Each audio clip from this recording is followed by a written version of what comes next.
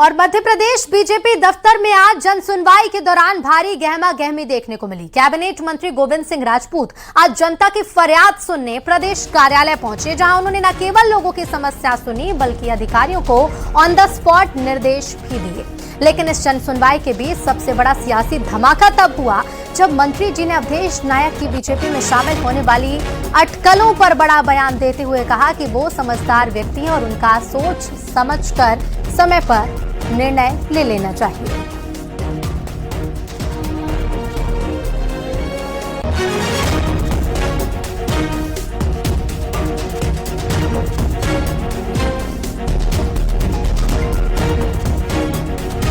मंत्री गोविंद सिंह राजपूत ने बड़ा बयान दिया है।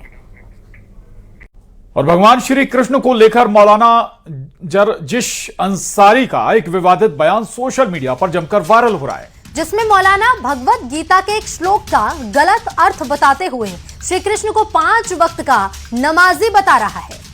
ये वीडियो 23 जून का बताया जा रहा है। मौलाना का ये वीडियो वायरल होने के बाद अब विवाद शुरू हो गया है। मौलाना के बयान पर हिंदू धर्म गुरुओं ने भी निशाना साधा। यही नहीं, हिंदू धर्म गुरुओं ने विवादित बयान देने पर मौलाना की जेब काटने पर इनाम का ऐलान भी कर दिया है। रिपोर्ट देखिए।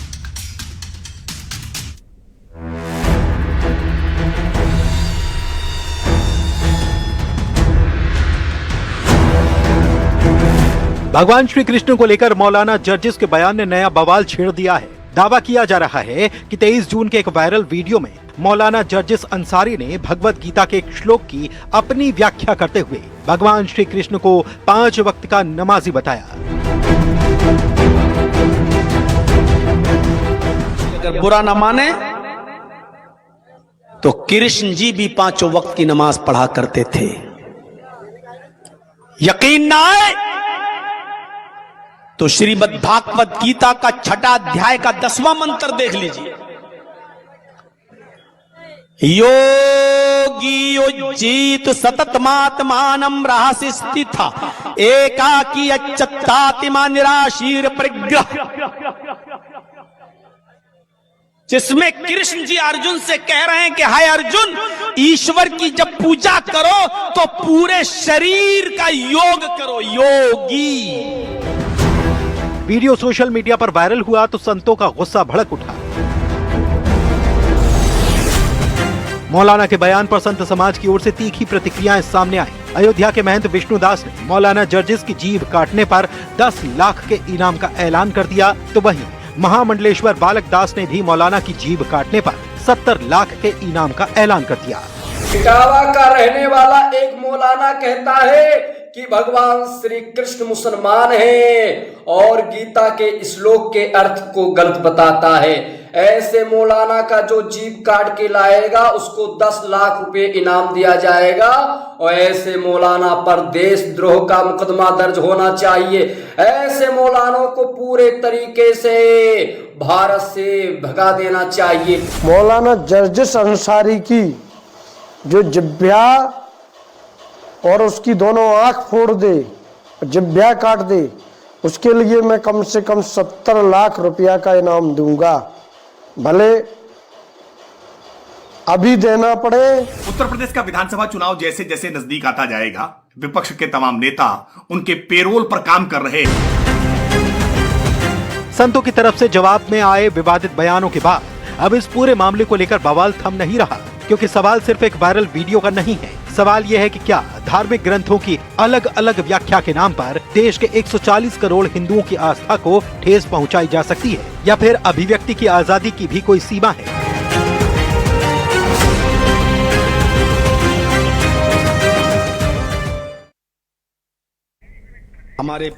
और मौलाना के बयान को लेकर मध्य प्रदेश में भी संत समाज में आक्रोश है। हिंदू धर्म गुरुओं ने मौलाना के बयान को मूर्खतापूर्ण बताया, साथ ही कहा कि सख्त कार्रवाई की जाए। विचित्र युग है। इस प्रकार के व्यक्तित्व जिनका स्वयं का कोई अस्तित्व नहीं, जिनके विचारों का अस्तित्व नहीं, जिनकी जीवन शैली से विश्व त्रस्त है, उस प्रकार के व्यक्तित्वों की बात पर प्रतिक्रिया देना अपने आप में हमारे स्वयं की शुद्धता का अपमान है। तो मैं चाहूंगा कि इस प्रकार के लोगों पे किसी भी प्रकार की बहस ना हो, किसी भी प्रकार की कोई प्रतिक्रिया क्रिया की आवश्यकता नहीं। इनके समुदाय को ही चाहिए कि इनको इतिहास का संदर्भ दे करके, ग्रंथों का संदर्भ दे करके इनके मुख पे ताले लगाएं। एक मौलाना जॉर्जिस अंसारी, जो पूर्व में भी हमेशा विवादों में रहा है, उसने हमारे आराध्य भगवान श्री कृष्ण को मुसलमान बताया है। वास्तव में इससे ज़्यादा बचकाना और मूर्खतापूर्ण बातें क्या हो सकती हैं। जो 1400 साल पहले आया हुआ धर्म या एक समुदाय, मैं उसे धर्म ही नहीं मानता, मैं तो एक समुदाय मानता हूँ, वो हमारे सनातन के आस्था पे कुठाराघात करने का प्रयास कर रहा है। मौलाना ऐसा है जो अगर आप अपना देखें तो 2-3 पीढ़ी पहले आपके भी कहीं ना कहीं श्याम सिंह या राम सिंह ही होंगे। तो इसलिए जरा मर्यादित शब्दों का ही उपयोग करें।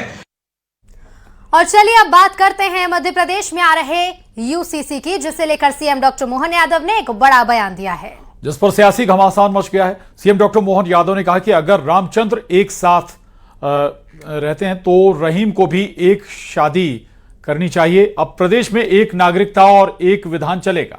और उधर सीएम के इस बयान पर मौलाना की प्रतिक्रिया भी सामने आ गई है। मौलाना मुफ्ती नदीमुद्दीन ने दावा किया कि मुस्लिम तो खास परिस्थितियों में दूसरी शादी करते हैं, लेकिन कुछ हिंदू समुदाय में एक से ज्यादा शादी के ज्यादा मामले हैं। उधर कांग्रेस ने भी तीखा हमला बोलते हुए इसे धर्म के नाम पर राजनीति करार दिया और चंदा चोरी का मुद्दा उठाया। और उधर बीजेपी ने पलटवार करते हुए कहा कि जो लोग पहले राम को काल्पनिक बताते थे, आज वो राम की बात कर रहे हैं। अरे भाई, अगर रामचंद्र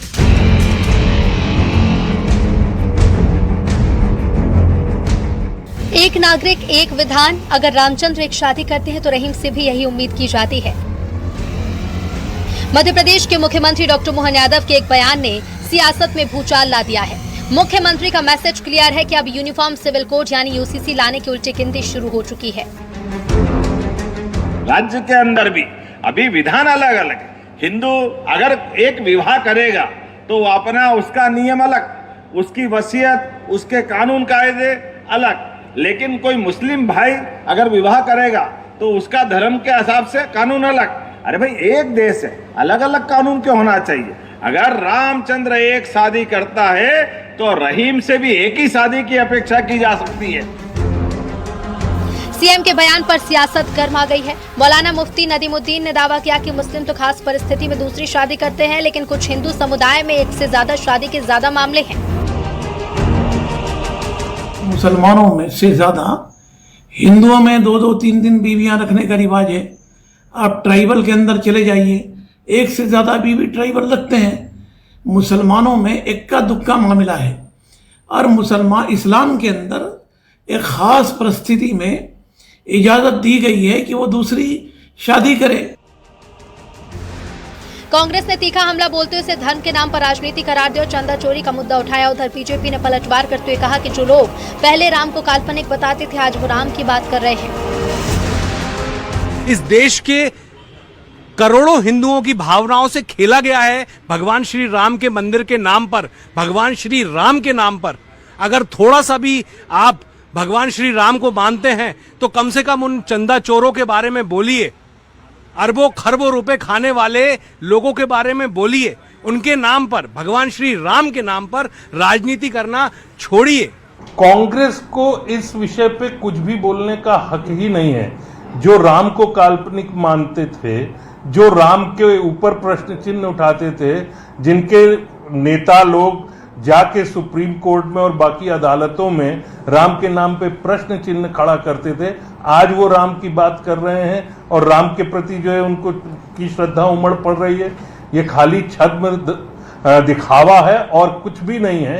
ये खाली दिखावा कर रहे हैं कि वो बड़े भारी जो है अनुयायी हो गए हैं राम के, उनको इससे कोई अर्थ मतलब नहीं है। अब सवाल ये कि क्या रामचंद्र और रहीम के बहाने मध्य प्रदेश की सियासत को ध्रुवीकरण की तरफ मोड़ा जा रहा है। सवाल विपक्ष से भी कि जब संविधान के अनुच्छेद 44 में समान नागरिक संहिता की बात है तो विपक्ष को इस पर ऐतराज क्यों। Bureau report, news 18।